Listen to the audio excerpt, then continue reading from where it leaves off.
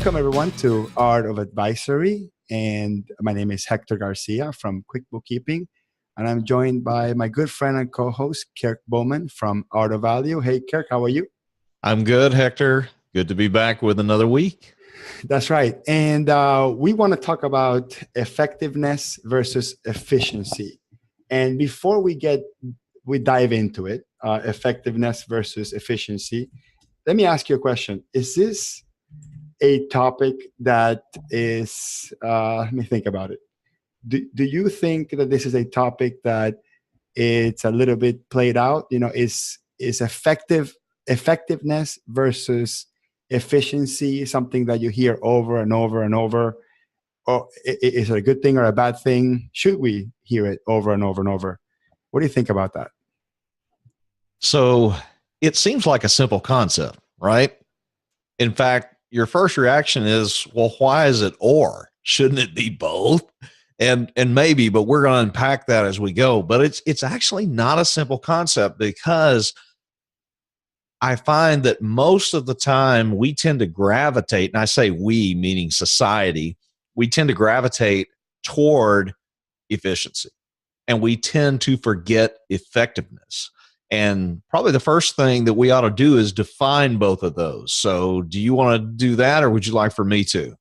Sure. I'll give it a crack. So I like the one that says efficiency is doing the right things and effectiveness is doing things right. I don't know if that's a quote from Peter Drucker or he keeps somehow or is labeled to that quote. But in an essence, efficiency means that in terms of doing stuff, like you're doing stuff that feel like is the right stuff that you should be doing. And effectiveness doesn't really care too much about what you're doing or how you're doing it. It cares about whether or not you can achieve the end result or you're getting something out of your actions, not necessarily just measuring your actions. Maybe you can define it better than I can. Well, and I think it was a good demonstration on your part of why this is so confusing, because it really is kind of yin and yang, positive and negative, so to speak. These are two kindred spirits that are kind of, diametrically opposed, and it's easy to get them confused, is my point. So you're right. Drucker defined them in this way. He said efficiency is doing, and see, now I got to stop and think about it, because I'm about to say it the wrong way. Doing things right, or doing the right thing. Efficiency is doing the thing right. Effectiveness is doing the right thing. So in other words, I think it may be, you can be very efficient at doing the wrong thing. That's better. And that's the problem that we want to address. Efficiency for efficiency's sake is not enough. If you're being efficient, but it's not effective, it doesn't matter, is another way to say it. Being effective means that you are doing the right thing in that situation, the thing that will bring about the desired outcome. In the context of advisory, that would be the desired outcome that the customer has stated and that we've agreed to help them achieve. And so in the context of advisory, to kind of put it in the context of the customer, if we are helping the customer become more efficient, but that efficiency is not helping them pursue the desired outcome, in other words, be effective, then we're actually not helping. We actually could be harming, because in that instance, we're actually helping them to get better at something that has no value per se to them, because it's not a result that they want to achieve. So in other words, efficiency for efficiency's sake is wrong. Efficiency should be secondary to being effective. So first, make sure you're doing the right thing. Then once you're doing the right thing, then it's okay to step back and go, okay, how do we improve this? How do we increase efficiency in this process? But if it's not the correct process or the proper guideline or the proper mission, I mean, let's get big picture, for an organization. If it's not the right mission, doesn't matter. Right. And it's possible to be efficient at executing a really bad idea. You know, like Fidel Castro was pretty efficient at implementing communism in Cuba. And maybe in his mind, he thought he was effective, but did he effectively help or increase the economy, the GDP of the intellectual capital that that country exports? Not really. Um, you know, it's a country that's ravished with poverty. Now, very efficiently, they implemented communism and socialism, and it's always a bad idea. I don't know why it just keeps coming up every couple of years. People think always a segment of people that think that pushing people for equality of outcome is somehow a good idea, but efficiency and effectiveness are confused. Well, first of all, because they start with the first three letters, and this is our friend Ed Kless from your colleague from VeraSage calls it the effing debate. But it's also because the word effective is actually not used so much in our language. I think not that many people use the word, although it's the better of the two words if we were to compare the two and you were to choose one over the other. But the word efficiency is used in so many contexts. In our profession, particularly in accounting, efficiency is linked to working fast, right? To getting the work done faster or doing less work than the day before. Efficiency is like fast data entry. That's being efficient. Or not spending too much time on the phone with the customers, or not spending billable time doing lollygagging around or whatever it is. So efficiency is normally connected with, am I doing work that I'm being paid for? And that's pretty much what a lot of us in the accounting profession connect efficiency with. And, and how would you measure efficiency in marketing, for example? If you're doing marketing, are you being inefficient? Well, technically you are, because efficiency is a measurement of inputs and billable time. How would what's the relationship between that and being effective? And I think the best way to describe it is, I spend 20% of my billable time in marketing. 20%. Now, marketing is a pretty broad term. I would say that this podcast is marketing. I would say my YouTube videos is marketing. Stuff that I write is marketing. I mean, there's so many things that there's marketing. But I spend 20% of my time. And we'll talk about, that's a big chunk. That's 1 out of 5, days that I spend just building a brand and creating awareness and educating my customers and my future customers. But now I am, even though I do that, I'm actually effective at having a much higher profitability, because with my better brand, with the better goodwill that I have in the marketplace, I can charge much, much higher than I could before under the billable time efficient model. And I'm able to be more selective with my clients, and I can be effective at delivering the most amount of value possible. So efficiency is about working hard, and effectiveness is about what they say, working smart. So I think that's probably for my first explanation, I think that's maybe a better explanation. But the big challenge is that there's nothing wrong with being efficient. Just make sure that you're not being efficient at a bad idea or doing something bad. What did Stephen Covey said? He said, if you lay the ladder in the wrong wall, every step is a step closer in the wrong direction. So it just doesn't matter how fast you climb that ladder, you're going to go to the wrong place. And this is stuff that everybody knows. Like, I don't think anyone is like saying, oh my God, I didn't know that. Everybody knows this. This is part of our day to day. The problem is that I think that we subconsciously forget, and in the forefront of our mind, it's efficiency, because efficiency is the left side of the brain, because efficiency is logical, because efficiency can be measured. And I think maybe we could talk about measurements, because that may be one of the biggest culprits of us forgetting about effectiveness. but efficiency is in the forefront. And sometimes it's the biggest lesson I've had. Sometimes you must be inefficient in order to be effective. Let's give a real world example of being efficient. And now again, I don't know what it is. Week after week, I get to a point in the broadcast where I totally forget what I was going to say. It's and I age, totally brother. forgot it now. It's age. It's age. Thanks. Yeah. What was it? The lack of hair or the gray beard that gave me away. So it'll come back to me, but I've got a backup. So I went ahead and pulled up definitions of these three words. And it's funny when you pull up efficiency, it says, basically the art of being efficient. So I had to pull up instead of efficiency, pull up efficient. So the definition of efficient is achieving maximum productivity with minimal wasted effort or expense.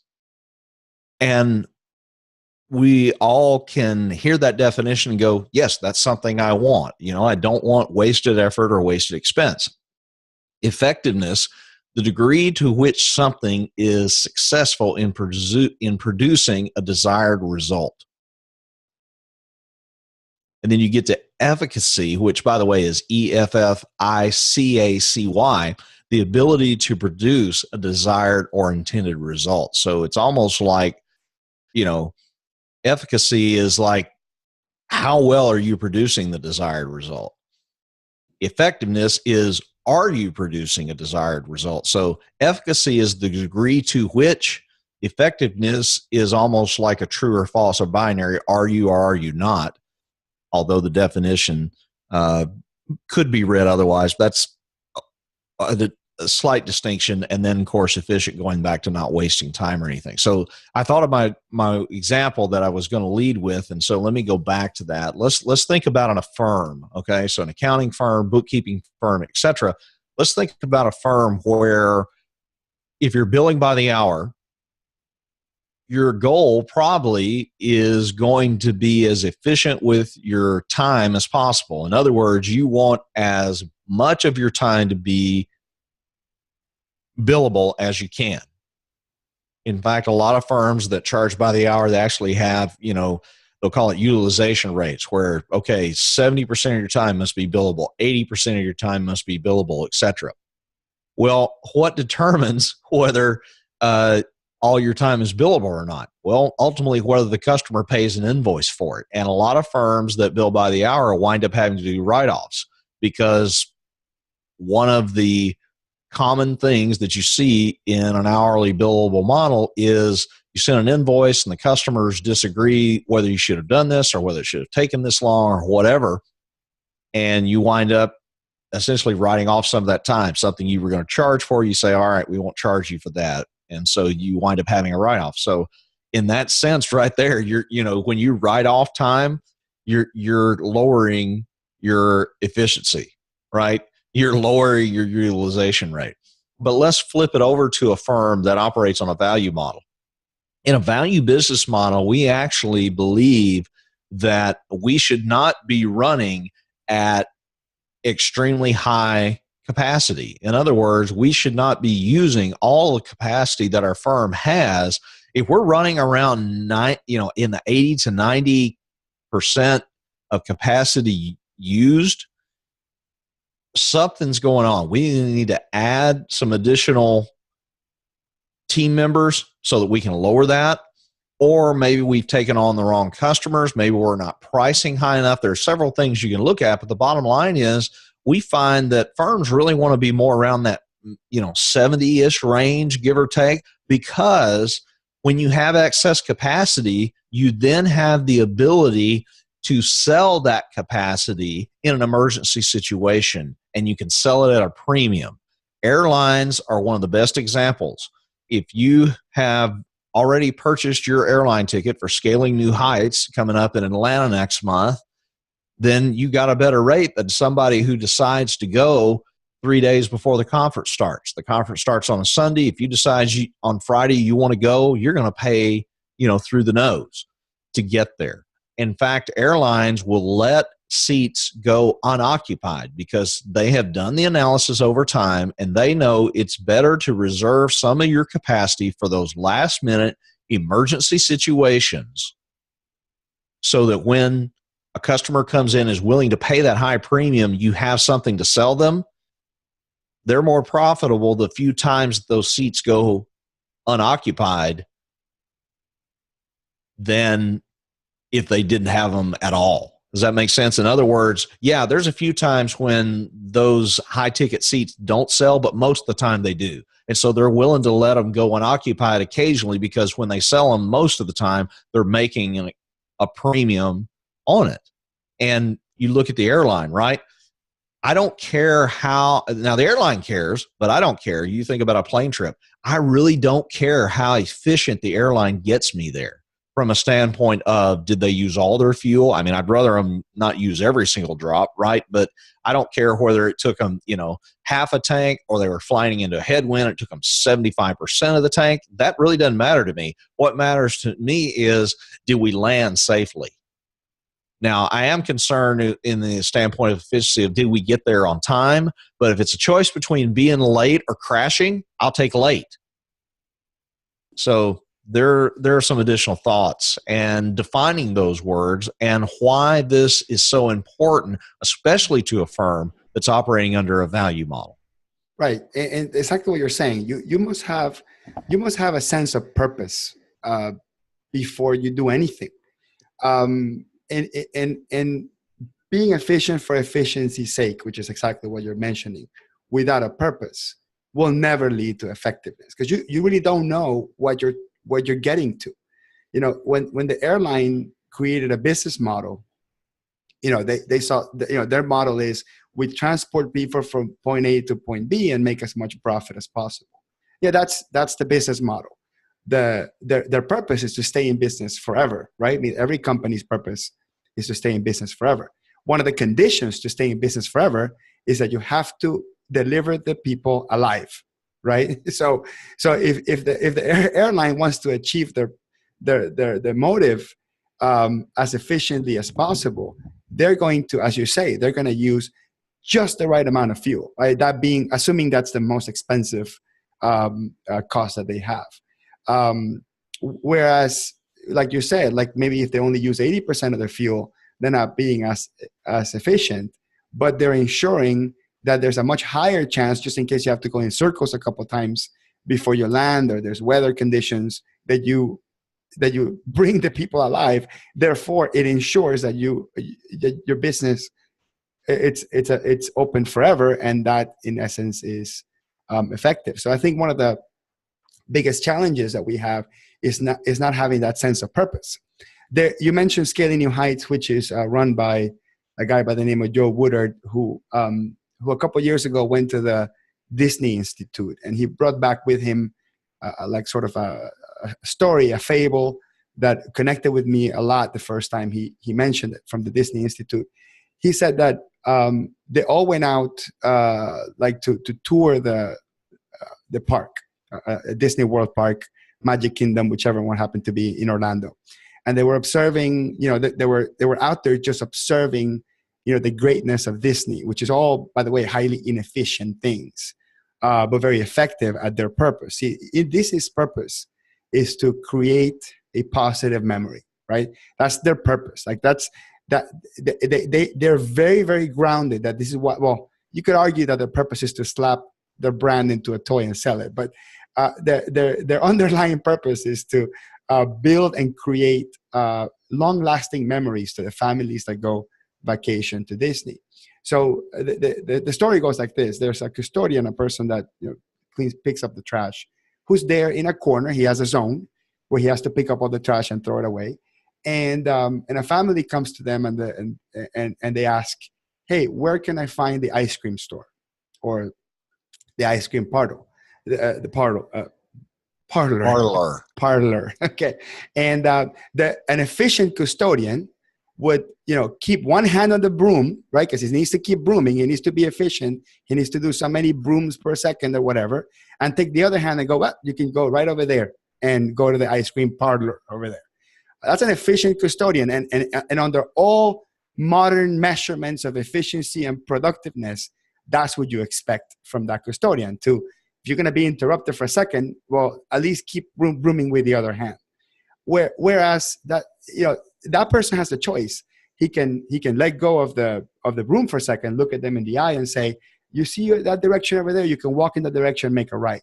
Or you can maybe make a couple steps, get him a little bit closer to it where it's visible and say, here you go. But what that custodian did was picked up the broom and started marching towards it and told the family, follow me this way. And it kind of started like a makeshift marching band and did it all the way through the ice cream parlor. Okay. He pretty much was off task, being extremely inefficient as a custodian, but very effective at achieving the grand goal that Disney has, which is to create memorable experience for their customers. And that is the type of corporate culture that you want to have, even if you're a one-man show. That's the type of corporate culture you want to have, where your purpose is very well defined, and your purpose is good. Like, it needs to be a good purpose. Like, if the purpose is to defraud people, I don't want you to be efficient at that, or effective for that matter. But if your purpose is to add value to the world, to add value to your customer, whichever one that happens to be, and you must be almost purposefully inefficient in order to effectively achieve that purpose, then you're doing the right thing. That you're doing, you're doing things right. You're doing things right. So sometimes you must do what seems like in the short term is a wrong thing. So in the long run, you're doing things right. So I actually, you mentioned Joe Woodard, and I thought because the first time I heard that story, it just stuck with me. It is such a perfect way to explain the difference between efficiency and effectiveness. I'm glad you tied it to purpose, because you not only have a purpose as a business, and as you said, even a solopreneur can have a purpose and should have a purpose, not just can, but should, although many of them unfortunately do not. But the bigger the organization gets, whether it's going from 1 to 2 or 2 to 5 or 5 to 15 or whatever, the larger the organization gets, the more important purpose becomes. Why? Because it is much easier to forget what it means to be effective for the organization. The more people you get, it's easier to get off track. There's more people. You get 2 people off track, that can easily multiply to 3, 5, and etc. So yes, you need to make sure that what you're doing is effective for your organization, but also effective for the customer. When we talk about pricing, we say we don't price the service, we price the customer. Is it efficient to price each customer? No, not really. It would be more efficient to price the service and just post it on the website. But there are other reasons that trump efficiency, i.e., we are committed to being effective. There are things that pertain to the mission of the organization that we've determined to be effective. We need to be pricing the customer rather than the service.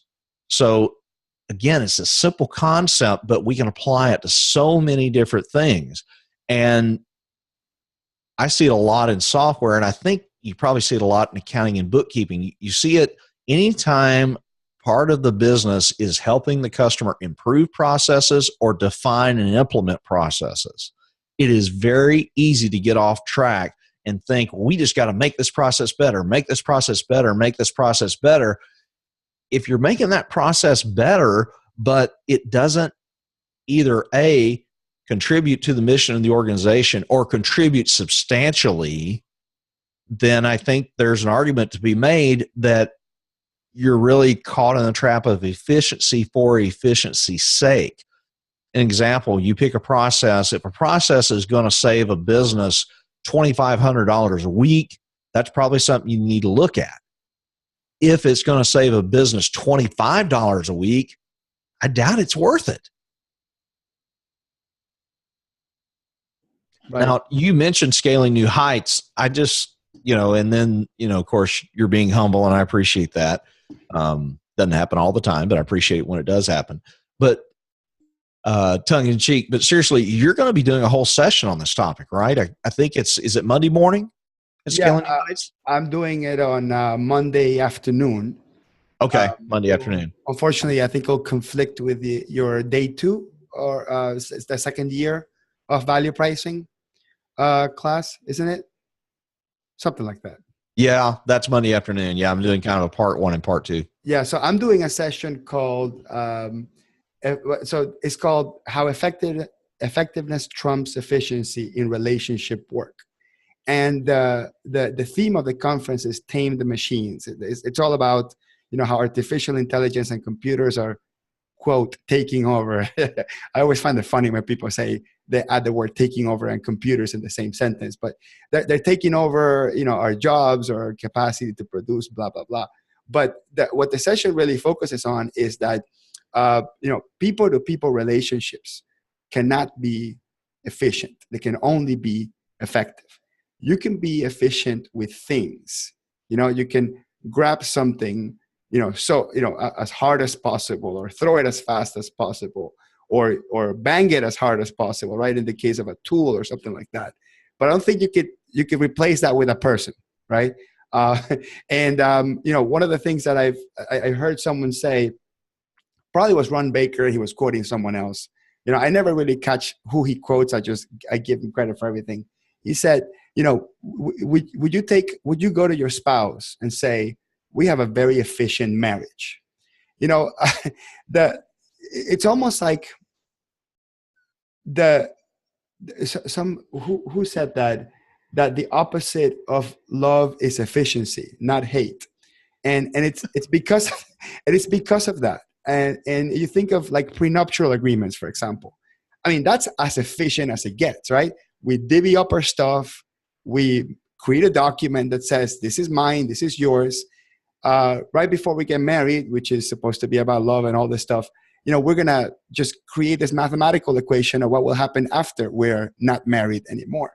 So people don't do prenuptial agreements because marriage is about love, and it's about, you know, affection and effectiveness, right? Effectiveness at growing together, effectiveness as adding two people together, you know, to multiply. And I don't mean with children, I mean like 1 + 1 = 3, you know, a synergy. And efficiency, which doesn't have space for this. Efficiency doesn't understand how when you add two things together, the result is higher than two. You know, efficiency doesn't understand that when two people do business, both people can profit. And the value creation from two people interacting could be higher than the sum of its parts. Efficiency doesn't understand that in professional services, it's not a zero-sum game. It's not that, you know, we gain money from our customers and therefore they lost money because they hired us. No, the client chose to do something else with their time, and they gladly paid you so you can do what you love to do with your time, which was supposed to be your profession, and solve a problem for them. No human being is born with the skills that they're paid to do when they become a professional. They became a professional because they became experts at it, because they focused on one thing, because they dedicated their studies to it, because they love it. And then someone else doesn't and is happy for that. I don't, you know, when I get sick, I'm happy to pay the doctor because I don't want to learn how to like cut myself and cure myself. I just don't, I don't see anything positive in that. So if I wanted to be as efficient as possible, I would do everything myself and not hire anyone else to do the work that I can't do. But I want to be effective, and I want to focus on what I love and what I do really well. And I'll gladly pay someone else that's more effective than I am at doing the same thing. And the sum of the two is actually more than the sum of its parts.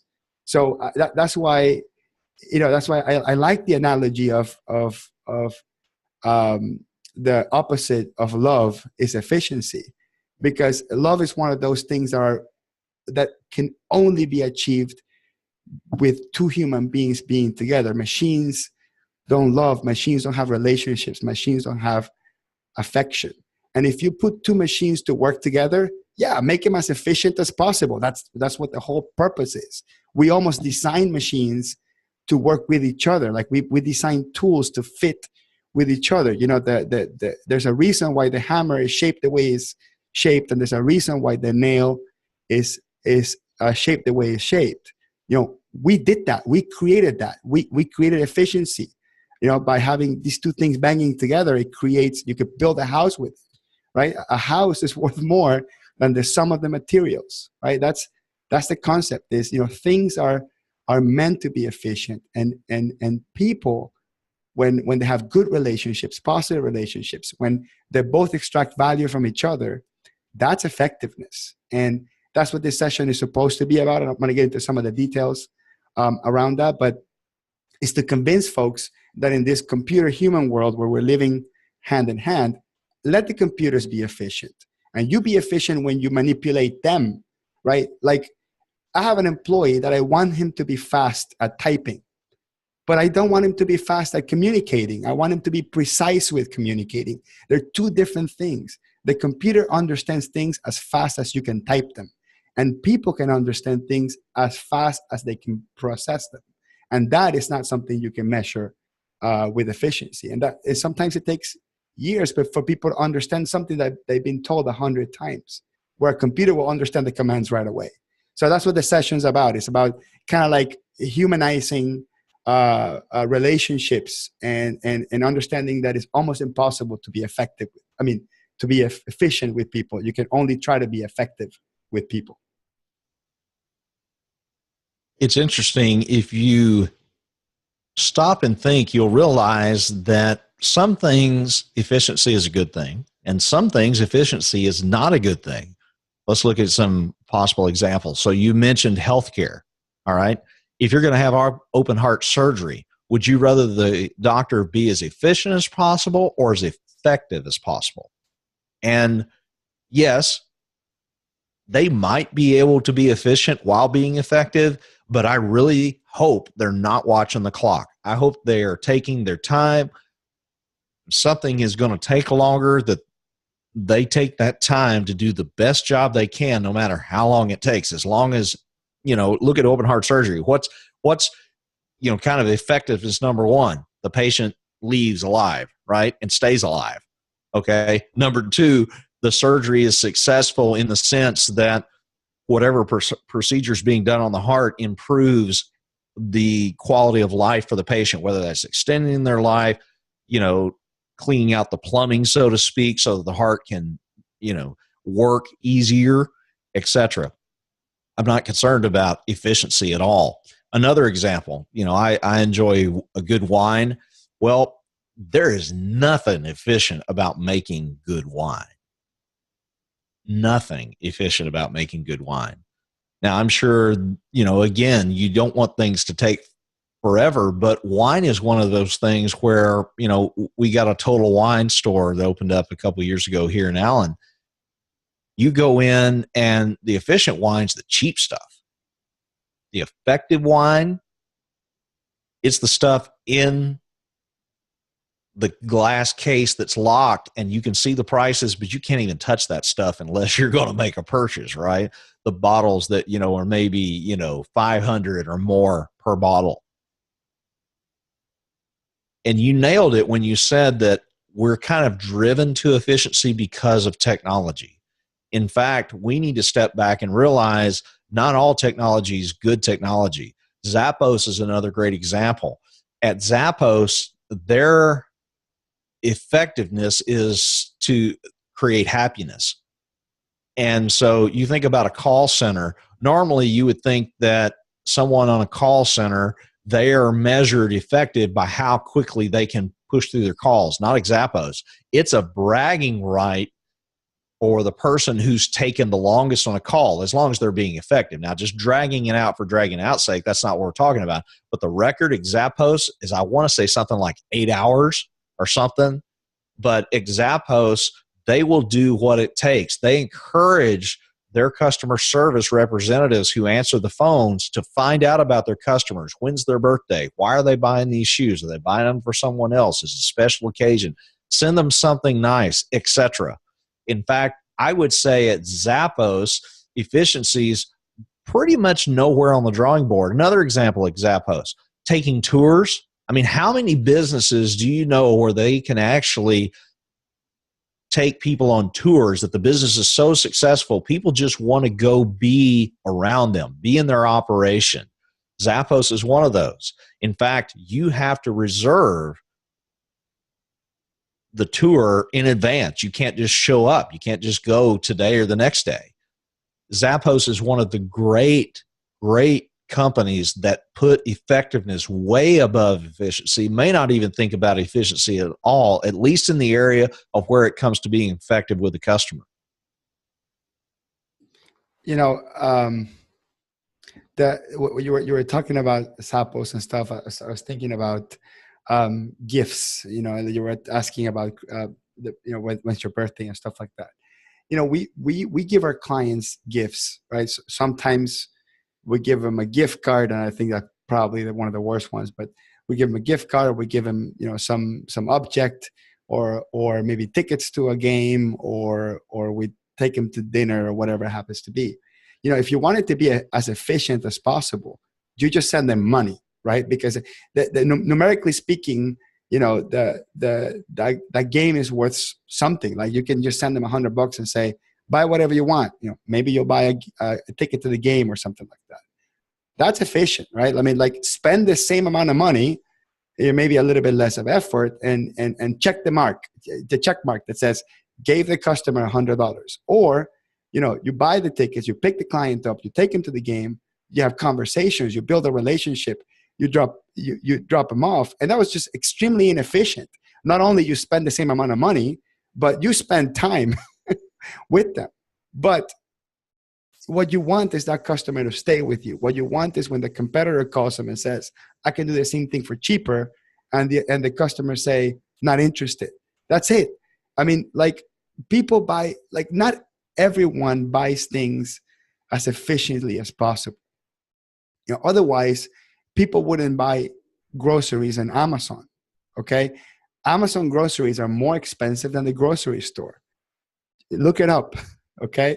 You know, people have built a lifestyle around Amazon Prime, and that they're effective by creating a wish list on Amazon, hitting buy. It all comes in a box and it comes in, and that's not as efficient. Like, if you actually factor in the cost of, you know, you driving to the supermarket and buying something, or just getting exactly what you wanted from Amazon, you can be a lot more effective. Plus, you know, have you ever gone to the supermarket with a list and only get from that list, you always get 2-3 things more? You know, with Amazon, you only get what you wanted because you ordered it. So you can be much more effective from the perspective of just getting what you need, while not being as efficient, you know, because you're not saving money by buying from Amazon. So our behavior is not always efficient. Like, we're not programmed to be efficient. The left side of our brain tries to dominate us with that mentality. Yes, we want to be, like, something in our body is asking us to be efficient in every step of the way. But the right side of our brain, the one that has to, you know, ponder and be creative and feel and have compassion and love, this is the one that's always at odds with the efficient side of our brain, saying, hey, you know, you don't have to be efficient all the time. This is why at work we love breaks. You know, we love to, like, get a second to say, okay, let me think about what I just did. You know, let me reflect upon what I just learned. Reflection is one of the most inefficient things out there. Like, I never had a boss go to someone and say, hey, why are you not working? And the person says, I'm reflecting upon what I learned. And they say, oh, that's great. No, they say, no, get back to work. You know, but when you reflect upon what you learn, and somehow you can turn that reflection into something in your permanent memory. So then the next time you do it, it will actually even be more efficient, or you have to do less steps. You're going to be more effective at achieving the result. So again, sometimes you must be inefficient in order to achieve effectiveness. And I think that, and I'll ask you to comment on that. And also, I think that the other challenge is not just the left side of our brain taking over with all this logic and reason. I think one of the problems is measurements. I think that we are so obsessed with measuring things, and measurements, or the sake of measurement, or the feeling that measuring something gives you a sense of security, I think drives us to pointless efficiency. It's interesting that you mentioned measurements, because one of the common questions I get is, okay, if I've been operating my business under an hourly model and I switch over to value pricing, and part of, implementing value pricing is trashing timesheets, then how do I know if I'm hitting the mark? In other words, what people are asking is, what metrics should I look at? And 2 or 3 of the common metrics that we recommend people look at, they're not based on degree. They're just kind of based on, did we hit the mark, yes or no, not to what degree. So let's take one of those metrics as an example. We use the term HSD, which is an abbreviation for high satisfaction day. What is a high satisfaction day? It is any day that you realize this is the reason you do what you do. And typically it's either because you achieve a certain outcome with a customer, or you receive a thank you note from a customer, you receive a great referral, etc. It's any time something happens and this is why I love to do this. What do? How do we know if we hit an HSD? Well, if somebody on the team says, I had an HSD and this is why, we put down a check mark. And then we just count the check marks. We don't know how efficient we were at achieving those HSDs. In fact, I would argue the more HSDs you have, probably the less efficient you're being, but you're definitely being more effective. That's the example. And I think you really encapsulated it earlier when you just said, look, we're not in the service business, we're in the relationship business. And relationships are not efficient, they're effective. I mean, you think about your best relationships. Why are they your best relationships? Because you've invested time. I mean, I think about my best friend, James. Oh my goodness. He and I met literally like the same month my daughter was born. So my daughter's about to turn 13. That friendship is 13 years long. And I don't say long as in, oh my gosh, it's so long. No, as in it's been so rich. I mean, we've been on ski vacations together. We've been to Disney together. Our families hang out. I mean, if they're like, for example, the Memorial Day weekend, just saw them this past weekend because we were hanging out, and I said, hey, what are you doing? Oh, we got family coming. I said, us too, yada, yada. Well, it turns out they're not doing anything Monday. We're not doing anything Monday. We said, hey, let's just get together and hang out. Let's do a game night. We go to each other's activities for their children. So we went to their daughter's school performance a couple of weeks ago. Well, they came to my daughter's theater performance recently. It's those kind of things. James asked me the other day, you want to talk about efficiency, okay? So they invited us to have lunch with them after church. They go to one church kind of on one side of town. We go to a church on the other side. It's like separate towns. Rival churches. They're 20 minutes one way, we're 20 minutes the other, so we meet in the middle. So we get together for lunch, and then he goes, okay, his wife was out of town, so he was being Mr. Mom, just him and the kids. And he said, hey, I need you, if you would, after we have lunch, would you follow me up to Tammy's his wife, to Tammy's parents. He's going to drop the car off because Tammy's getting in late at night. She's going to get a ride to her parents' house, and then she'll need a car to come home. So would you take me, meaning James and the kids, would you drive us back to their house? And so basically, essentially what he's saying, if you want to put it in efficiency terms, he was saying, would you add on another 20 minutes to drive to Tammy's parents, then another 20 minutes to drive to our house, and then finally a third set of 20 minutes to drive back to your house? Would you add an extra hour onto your trip for me? That is anything but efficient. But oh gosh, is it so effective? Number one, I was honored that he would ask. I was honored that he felt so much strength in our relationship, so much confidence that he was willing to ask me to do something that on the surface was highly inefficient. Some people might go, why would you ask me that? That's rude. No, he knew that when it was something that really mattered and was, quote, not efficient, he knew the effectiveness of our relationship trumped it. And it's friendship, like you said, friendship is not efficient. And but I'm friendship and relationships, I'm going to say they're the same thing. When you have a client, a customer, or a client that's a friend of yours, and I can say friend in quotes because not all of our working relationships with our clients fall into the friend category. But when you consider each other a friend, so it's nice to have a relationship where you respect each other. But when you have genuine affection for the other person, even if it's a business relationship, we do inefficient things like forgive each other. And there's nothing more inefficient than forgiveness. But forgiveness is the stuff that allows us to endure the little bad things so that we can later on reap on the benefits of the big good things. When you build a relationship with people at work, for example, and you have a lot of friends, let's call it, you have a lot of friends, you can make mistakes all day long. What do your coworkers do? They jump in, they fix it for you. They even cover up different issue, or they even collude to help you get out of the mess. I mean, this stuff happens. This is real. And when you have a relationship or a friendship with someone, the normal stuff of life happens. Like something comes up, someone gets sick, someone screws up. You hire an employee that screws up. Your customer gave you the wrong data and you did the data entry twice, whatever. But when you have a working relationship and a friendly relationship, you forgive each other and that relationship stays on for longer. Whereas when we have this cold business relationship that's, professional to customer, it's, I'm their lawyer and you're my client and that's it. If one person screws up, one person's going to send the other one a bill, or the other person's going to leave him and change him for another professional. So it's making mistakes is inevitable, and being inefficient is inevitable.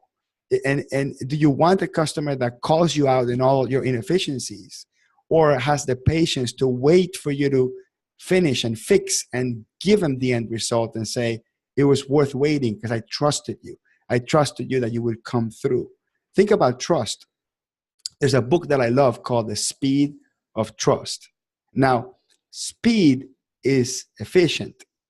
Trust is not, right? Because if you think about it, if you were to use a computer algorithm, and you know more about programming than I do, but if you were to use computer algorithm to make the computer or the software make a decision on whether or not they should trust something, what are they going to do? Well, they're going to use statistics. Right? They're going to say, well, look at the past. If 90% plus said yes, then we're going to trust that this is high probability of happening. That's computers can only measure trust in probabilities. Computers are mathematical. But people trust people for other strange reasons. Like I've had people that have failed on me over and over and over. And they looked at me in the eye and they cried and they told me their story and they say, give me a chance. Trust me, please. And you say yes. Why? Because we don't use mathematics and probabilities to determine trust. We use feeling, right? We use our heart. You can say our brain too, but we use the moment. We use intuition. We use the gut. And when people trust each other, they don't look at the minutia. For the most part, I would say some do, but we don't look at the minutia. We wait and we give the person a chance to prove themselves right, to give the results. When there's no trust, we count every little interaction and we do a tick mark and say, was this good? Was this bad? Was this good? Was this bad? And we look at every interaction as a mathematical equation.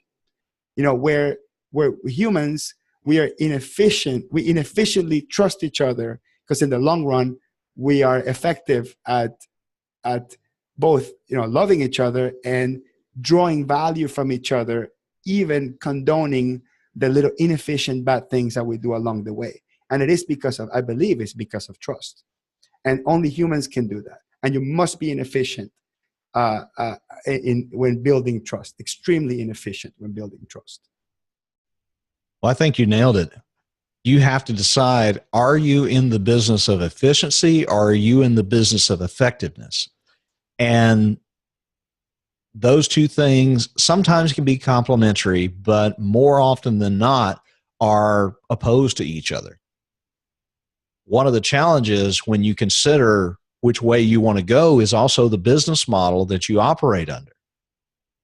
Billing by the hour gravitates heavily toward efficiency. Now, I know some people who use that business model who they will even tell you, and I believe them, I trust them, that they put the customer's best interests at heart. But I think if you choose effectiveness, I would rather have a business model that puts effectiveness high on the scale and efficiency much lower. In other words, I want to be incentivized to be effective, not efficient. And that's one of the reasons we promote a business model based on value, is because focusing on value is focusing on being effective. Who determines if we're being effective? The customer does. Why? Because we first determine what's valuable to them, and then we set up a working arrangement where we determine what's valuable to them, and we make an agreement to work toward what's important to them. That's why the business model matters so much. And that's just one example of why effectiveness is always more important than efficiency. Correct. So Hector, I know you're going to be doing more on this topic. You're going to be unpacking it more. As we kind of wrap this up, any closing thoughts you'd want to add? Just any insight maybe you want to drop a hint of where you're going to be going with this topic at Scaling New Heights? Yeah, sure. I think we're going to be focusing more on measurements, and we couldn't dive deep enough in measurements. We'll probably dedicate an episode to measurements and how to create measurements and which are good measurements and bad measurements. But one of the things I want you to think about, and this is something that comes up in almost every one of my interactions with my clients, is almost every business owner believes or worries that if they give the reins, the financial reins, to someone else, delegate that they can steal from them. That's just such a common fear that a lot of business owners have, which is why a lot of them want to control the books and want to control the numbers. And in essence, being extremely ineffective. They're being efficient at making sure no one steals from them, but they're being ineffective at doing what they're supposed to be doing. And I think about those domes in the stores, those domes in the ceiling, the black domes that may or may not have a camera inside of it. You know what I'm talking about, Kirk? Yes, hanging down from the ceiling. So kind of almost, I think of it as a upside down dome, right? It's an upside down dome, correct. I don't know if you knew this, but in a store, there could be maybe 50 domes and maybe only 10 of them have cameras. Okay? You actually don't need to have a camera on every dome because you're not trying to catch somebody stealing. What are you trying to do? You're trying to deter somebody from stealing. So if you were efficient, you would measure the entire store, like record. Right? You record the entire store, every inch and every corner and every space and every blind spot. You would have a camera on it. You would be extremely efficient at having all that data. But if at the end of the day you can achieve the same result with less inputs, and you can create some illusion of protection by having those domes, that's actually really, really good. I mean, think about the other thing, and just about the same thing in malls. A lot of times when you go in the malls and you go into like these narrow spaces, or even in airports, you notice that they have these big mirrors, the circular mirrors that are kind of oval. I don't know how to describe, like concave or convex. You know what I'm talking about? The big mirror that gives you the full range of, you can see everything behind you. What are those things for? Like, what is that mirror for? And I've asked people, what is that for? Well, that's so when you're walking in a hallway, you can see that no one's walking and creeping behind you, and it'll give you a sense of security. But, would that mirror deter anything? Like somebody was going to attack you from behind. Does that mirror, does it do anything? It absolutely does nothing. Like there's nothing valuable comes from that mirror, except that it is effective at making people feel safe. Does that make sense? Yep. So I think we'll be just diving into this whole concept of measurement, and whether measuring something arrives to efficiency, or is it better to just not measure it and judge effectiveness? That's two different things, right? You measure efficiency, you judge effectiveness, and judgment is something a computer cannot do. A computer can measure all day long, but it can't really judge unless you program it to give a percentage of probability. And if it's 80% or more, give it yes or no answer, right? Computers only work in mathematical equations, only work in probabilities. Humans, we have the capacity to look at something that's staring us at our face, and how we feel about it could effectively make us change how we see it. I mean, it happens in politics all the time, without getting into the details. But many people in politics, right, they believe their political positions so much, so hard, that regardless of what they're seeing, they will have a different perception of it. Because how you feel about something is much more important at the end of the day than how you measure that thing and what that number means.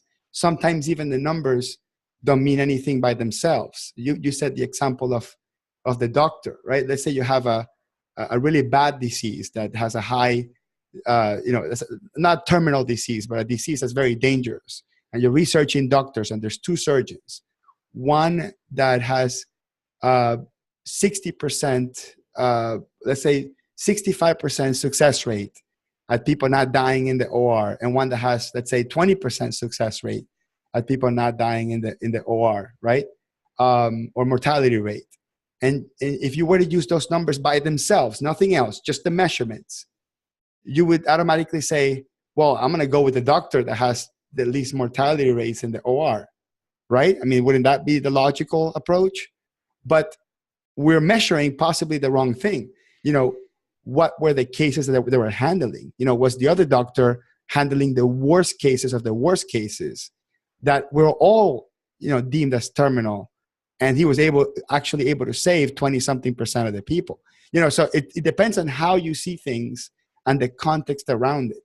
And sometimes measurements cloud your judgment if you're measuring either the wrong thing or you're measuring incomplete things.